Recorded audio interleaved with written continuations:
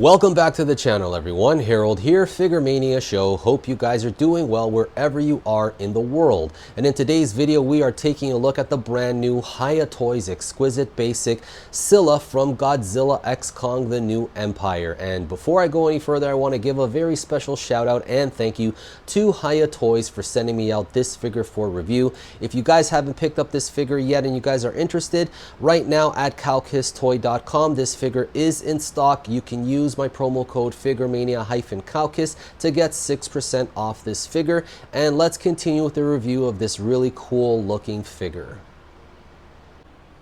I've spent a few days doing toy photography with this figure. I did 4 shots in total, and from my experience, I think this figure is beautiful. I mean, it looks one-to-one to what you see in the film. Clearly, Hiya Toys has the 3D data to make this figure a reality. I mean, the texture is all beautiful. It's all there. There's rich texture and the coloration of the paints. I really like. So, like the biggest strengths for this figure is the sculpting detail and the paint app, which is phenomenal. With the sculpting detail and the paint app of this figure being as its biggest strength for this figure, unfortunately this figure does have a weakness, and that is in the functionality of the articulation and just the function as a figure. Now I'm going to get into that in this video so I can show you guys what I mean by that. Now you're seeing here that this figure has an articulated, has a neck piece. Okay, so like when you receive this figure out of the box, the head of this figure will be tucked inside the body, and to pull this out is incredibly difficult. You will need a hair dryer for that. I did. Now I do have to give a special shout out and thank you to my friend Godsbox. I was watching his unboxing and he revealed this part here, because in the box of this figure, there's no instructions indicating that, you know, you can pull the head out from the body or anything like that. So so thank you for that, Godsbox. And when you do pull this out, do be careful, because as you can see, these tentacles, you know, they're very, you know, they're free, they're nice and loose here and things. Okay, so you can play around with them and things, but do not attempt to pull the head out from these tentacles. You will break your figure, I feel, because it's really snugged in there. Because of the nature of the design of this character, this figure I do find personally a little bit difficult or cumbersome to pose. Especially like with the legs, they aren't as free-floating or as functional as you think they should be. So if you look in this part here, okay, let me just adjust the camera here for you guys. So if you notice over here, this plastic piece or rubber piece, all the legs on each side, they are connected to this part here, which is accurate to the design of this character. Okay, but as you can see, as soon as I attempt to try and, you know, pull this or move it, you know, it right away it wants to retract. Okay, kind of like an elastic band. So that kind of prevents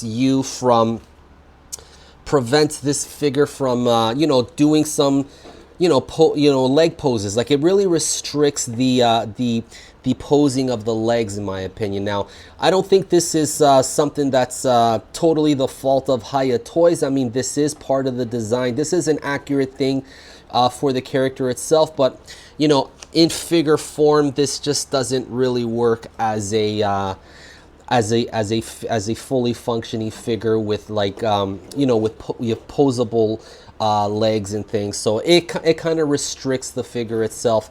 So there is a articulation point here, right where it connects the body, and the legs are connected to this part over here.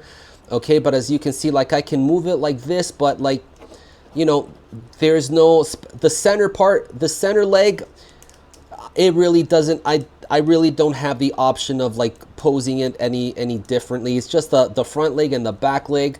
Okay, there's no articulation point at this part over here. which I think could have helped it. Another thing that could have helped this figure is just some range of turning here on this part over here, because as I pose this figure, okay, now I can put the legs back so much. Let me just adjust the camera for you guys. If you notice here, the front legs, okay, they're not equal, okay? So like they're, you know, I feel that this particular leg here is slightly crooked. If you notice here, I've been trying to adjust it so it can be more, you know, even like on the other side, and like I just have a difficult time doing that. But when I try to do that, then you know, eventually it loses its balance. And if you guys have seen this figure on display at Comic-Con or other places like that, you know, and you have seen photos of this figure being on its butt on the display cases, so you know, this is something that that they've known, okay? And moving down towards the articulation, I mean, the legs got good articulation. You can stretch them out and things, but again, like the balancing this figure is incredibly cumbersome, okay? And they have good bend here at the knuckles, which is kind of nice. And then like the claw, the tips, you can bend them inward like that, which is kind of nice. So it is nice, but like if you're going to display this figure, I feel that it's going to take up quite some space, and just trying to get them in a nice pose will be a little bit challenging for you guys. Okay, so I mean, I feel this is like the best way to pose him and without him falling over. So that's just which I feel is a weakness for the figure, like the whole balancing. Even though if you notice here, having the figure like this, it's kind of uneven. If you can see the legs, okay, there's this front here is like slightly crooked, and that's what leads to like the balancing issues for the figure. If only there were a way just to rotate the legs from this point here, then that would help it. But unfortunately, it doesn't seem that I can do that with this figure. So for you guys that are getting this figure, friends of mine like Shin Rob Jira, let me know how yours turns out. But for me, I mean, I feel that this figure is a little bit challenging just to balance right. And you know, it's just going to take up a lot of space on your shelf, you know, which is a given. It looks nice like that. That's pretty cool, you know, but like for toy photography and things, getting him to pose and things, it's not as posable as you would like it. Part of the reason is that this part over here kind of restricts the legs, you know, from posing them even, you know, freely. So if I want to move its legs back, so right away, as you can see, kind of like a rubber band, like it retracts back, you know, to its default position. Let's do some size comparisons with other figures that you might have in your collection. For the very first one, I got to bring them out. This is Charybdis. So this was Photon Collectibles custom figure way back then.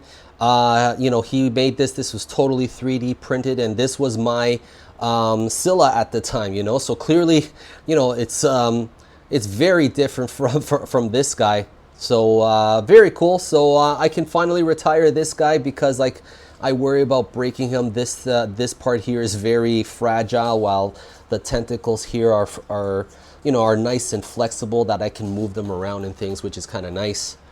And for the next size comparison, let's bring out, of course, Godzilla. I've had a really fun time, you know, playing around with these two characters. Now, if I try to get Scylla to stand up a little bit, you know, you can, Scylla can meet Godzilla around, well, from this part here at almost his height. But as you can see, because of like the tips and just the overall nature of the figure, it's kind of cumbersome to do that, but these match up really well.